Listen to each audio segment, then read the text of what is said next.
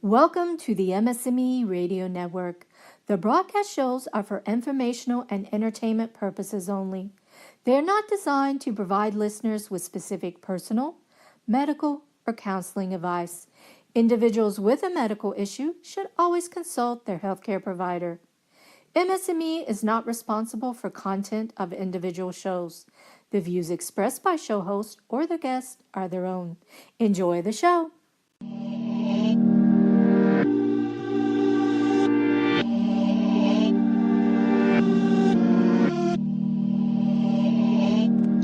Yo, and hello, fam. This is Ange, your host for MS Squared, and you're joining me here on MS&Me Radio. And I'm so happy about that because I have missed y'all. So I definitely am ready to get into this episode, this dose I have lined up for you today.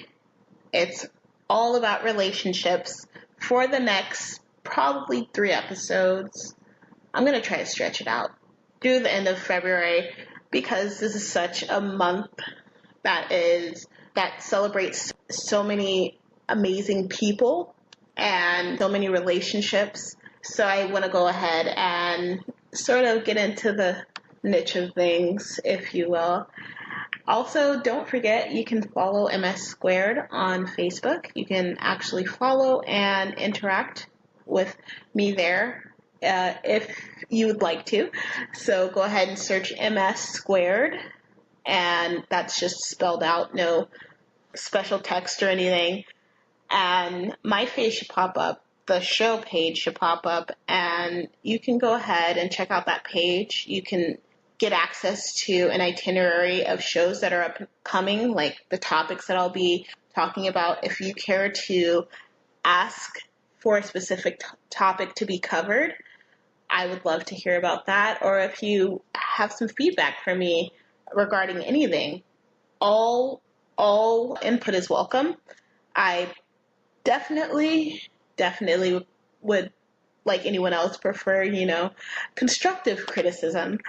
So just keep that in mind if you do respond, please. And then, like I've said in past episodes, there is an Instagram for MS Squared. You can search MS Squared there too, or you can search Ange, AHHNJ. And also there's the email that you can email me at personally. I'll go ahead and write back to you if the email warrants that. And that email is ms.AHHNJ. So that's AHHHNJ @gmail.com. And that's also connected to a number. So if you want to go ahead and call, the number is also on the Facebook page for MS Squared.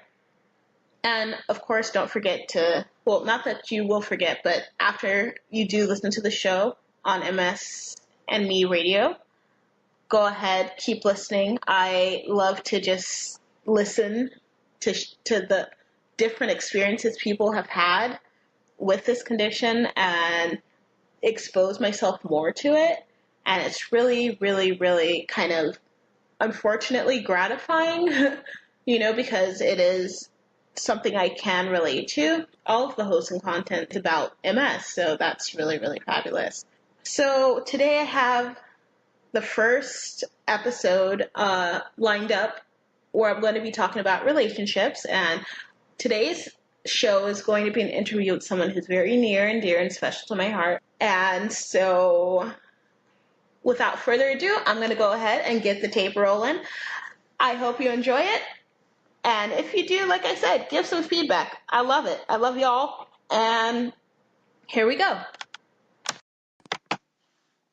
All right, so I have my older sister on the line. If you want to say hello to the people.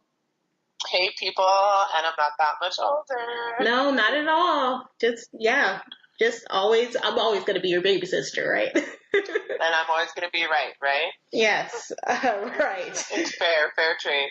I guess so. Anyway. So you want to just get right into it with the interview? Let's go for it. Let's do the darn thing. All right, so here's the first question that I want to ask you. Do you feel like I'm open with you when it comes to my journey with MS and, what I experience, or do you think I should share more with you about like day-to-day things that I encounter or whatever? Well, we pretty much talk every day. Yeah, but I don't think... I pretty much get to know what you're going through, I feel like. But I feel like there's a big difference, like, between then, years ago when you were diagnosed and we were younger and you were still one in the, billion of children under the age of so-and-so that was diagnosed. Like, I feel like then I wish I had more information because I think I would have understood you better. We had so many days where I was like, are you being real? Like, are you serious? I think I was like, Yeah. a little inappropriate sometimes. I'd be like, are you like faking it? Or I use some not so good words that I won't repeat. But yeah, I didn't just think you were just like, a Looney Tune completely. And then also like older, like now, yeah, I'm open to like hearing more about it, but I feel like you doing this show has kind of, brought you back into the realm of being informed with multiple sclerosis and staying on top of it, and talking to you every day, I get to be a little bit more informed too. But boy, because it's so big now and so many people are diagnosed, I see, I just have so many questions now that I'm actually curious to know if you could answer, but I guess I've never come around to bringing them up. Oh, I hope that you still have them around hanging out. Maybe jot them down. Write a list of questions for you. I think that would be like great because then maybe we can go and tackle all the answers together. Boom. There you go. Boom, boom. And so I just wanted to talk a little bit about, how we were so young when mom was diagnosed with MS as well. And I just wanted to know if there are any like differences you see between like how mom dealt with hers. She happened so fast with her. Like it happened pretty fast with you too. I remember like the symptoms of like your eye, and I remember I thought you were joking. I was like, is this really happening to your eye right now? Where you would turn your head and it would be like a little delayed. And I was like, what is happening? Just like your different body functions dropping like mom's did. It like when I look back on it now, it feels like it happened the same, I guess, because it kind of was the same thing because mom had her symptoms, like her eyes were bothering her and then her arms were bothering her and they didn't know what it was. I feel like as far as understanding it now, there's more information. And then I wanted to ask, do you also feel like you're open about your multiple, because I don't know how open you are. Do you feel like you're open about your MS with me? I feel like... Do you feel like you hold back? Because I feel like this channel is an outlet, but like on normal day-to-day, like... I feel like this...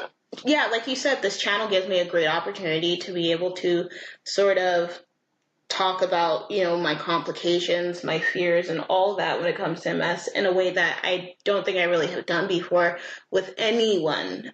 I remember I used to see this MS therapist. I didn't even talk to her about what was going on with me, It wasn't hitting me quite as hard at that particular time, but it was still hitting me hard. You know what I mean? I don't know how to explain it.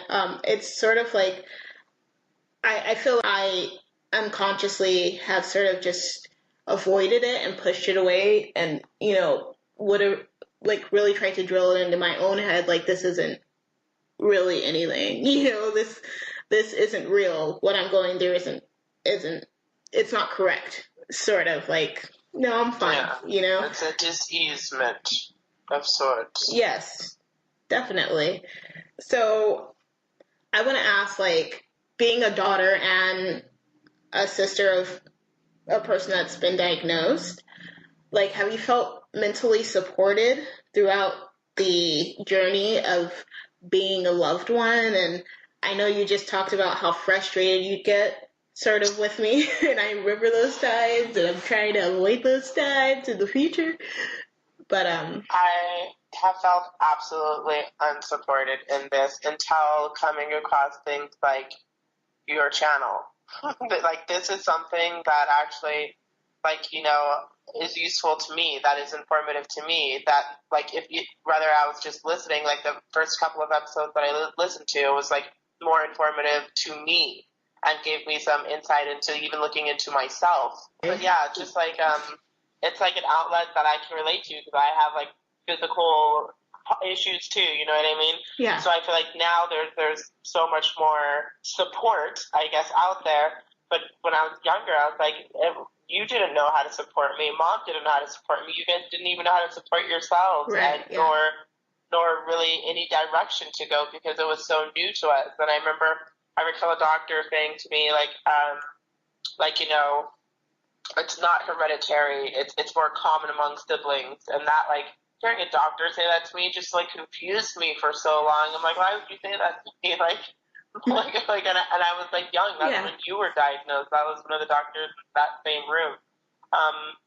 So yeah, I just feel like if you seek it, then it's out there, but you don't always know to seek it, especially when you're a young child dealing with it's a new disease that you've never heard of. You know what I mean? Exactly. And thank God for like Facebook. We've been facing it for a long time.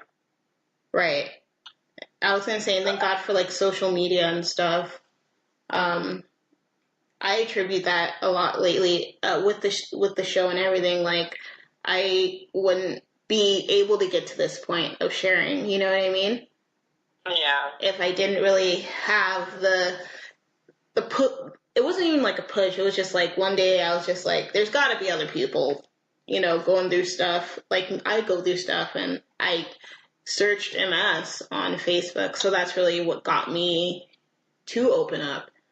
And I don't think like in 2004, 2005, that stuff was really as available, like you said. So that's awesome that, you know, now there are these options. I feel like part of the reason why I made the show too, like there's not a semblance for younger people with MS to sort of tap into. And then now that you're telling me this, I feel like, you know, what about the siblings of younger people who got MS, or the daughters of people, you know, there must be... It involves the whole family when, you're a unit, and then something happens to a person in that unit, it affects the entire unit, the entire group.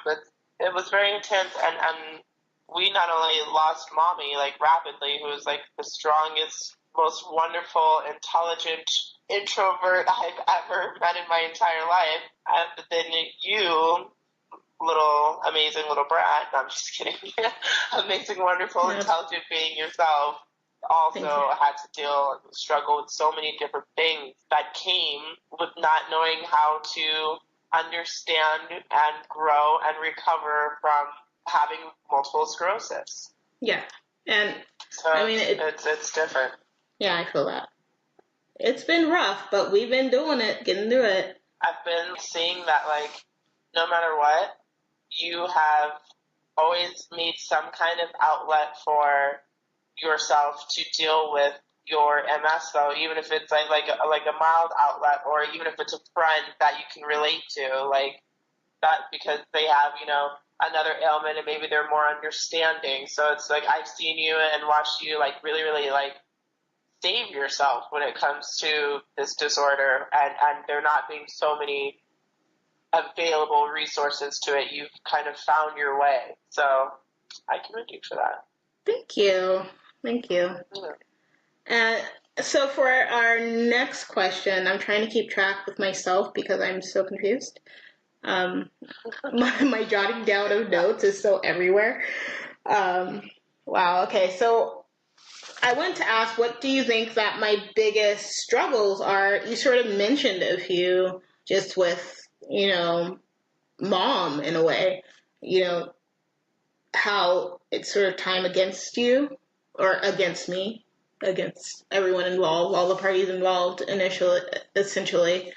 But what struggles do you think are my biggest struggles? What do you think are the biggest struggles that I face in terms of how I'm dealing with my MS? Number one, the biggest struggles that you face. I think that would be the physical challenges. I see you struggle with the physical challenges. You know what I mean? That's not easy. That's not easy at all. And then I've seen you deal with the mental challenges of it. So I guess it's, you know, there are too many different challenges within these to like pinpoint just one. But the physical challenges have definitely slowed you down. And like when you had to walk and catch the bus everywhere, and things like that, and the fight that you had to put through all of that was pretty intense, but it made you a warrior, a resilient warrior. So the mental challenges I've seen, I know that it's been, like I said, like I used to be like, are you special now? Like, what's happening? Where's my little sister going? Because of how many people were feeding into their interpretation of your disorder. So while I don't want to, divulging information that you're not comfortable with, but like in some of your living situation and through some of your growth, people have fed more into your disorder, and I've always tried to like be one of the people that doesn't feed into it. That is like, no, there's nothing wrong with you. You're fine. I get that you might be a little bit slower now, like moving wise, or you might get a little bit more frustrated mentally or overwhelmed. But like, no, you're Angelica, Yvette Young, and there's nobody in the world that's better than you. Give you a run for your money. So I think I've always kind of tried to like help you that balance, not even help you that balance. I don't know any other way to be, because I've known who you are. You know what I mean? So I've seen you like with the mental challenges of holding on to yourself, but that's not just because of multiple sclerosis. That's the coming of age tale that is really interesting with multiple sclerosis thrown in there and all the different elements that you've experienced. But yeah, so the emotional challenges. And I want to know what your 3 biggest ones are too. But before I ask that, I want to ask, is it harder? Like, do you get concerned when it comes to me living so far away now, like how I'm dealing with MS or how I'm dealing with myself with MS? I know like you've raised concerns regarding like certain things that we need not speak of, because I understand that you're concerned, but we should probably speak of it off air. Totally same page. I feel like you have now, I feel like definitely, I don't know, I don't want to say that it's induced because of multiple sclerosis, but I know because of your disorder, I think sometimes also and the intensity of care that it takes to be with you from time to time because you just broke your freaking ankle. Yeah. I think that's kind of shook me a little bit, because I'm like, I want to know that you're being taken care of. You know what I mean? I want to know that you're okay. I want to know that you're taking care of yourself, but there's only so much you can do when your body is broken down and then you're emotionally broken down. So it's like, yeah, of course I've worried about you a little bit more since talking every day. But I feel like, I feel like you should really be on this side of the hill at home, of course. I need you for me. It's just as much as I feel like you need some extra love too. And that's not just because of the multiple sclerosis, but it certainly would help to have somebody. If you're sick, you don't want to be out somewhere by yourself. You want to be next to loved ones close to home. But I think for us, home has always kind of been, I hate to say elusive or even evasive, but it's been kind of like we're rolling stones. Yeah, that's a great way to put it. As I'm concerned, California's your home. This is the place for the best care, the best everything that we could possibly have. So I'm like, girl, don't get anybody else listening from anywhere else. We get your booty back home so we can take care of you. And also, I believe in and I talked about having an episode on different natural healing and stuff like that. And California is all about that right now. We're a little advanced in our natural holistic healings right now. So I say come home. Absolutely. Did I answer that question, that loaded question? Yeah, thanks. I miss you so much. So the last question, I already sort of previewed. I'll let you know. So what are 3 of the biggest struggles that you face as a sister daughter of someone who has MS? And my three biggest issues that I face, or have faced. Number 1 is the lack of knowing. The unknown has been very, I guess at the same time when I was younger, I guess not knowing why you're a kid, it is less weight on your shoulders, but it's more weight on your shoulders when you grow up, what the hell happened with everything that was happening, and you don't have that knowledge. So I think the lack of information on the disease, the disorder, it's put some fear into me and my own patterns and behaviors physically and everything like that, and let things manifest differently out of my body. So I think the not knowing, number 1, and then 2 and 3 would have to be watching the person I love most in the world suffer, breaking your ankle and falling down and you know, your balance being off or your leg hurting or any of that or your eyes going out, like just any of those type of issues, they always, you know, it always freaks me out and concerned me because we already lost mom, which is the other one. So, but I'm always like, you know, yeah. Before you give the last one, can I clarify? Mom did survive for a good amount of time with MS, so I do want to put that in there. It was more of a loss of her centered essence of who she was that was lost, not so much her presence, but in the same breath her presence. So I just wanted to clarify that. And I feel like the opposite. I feel like her presence was lost, but the essence of her and her strength and her positivity, that's what wasn't lost. No way to live. That, like, I feel like that watching this shell of a woman. Right.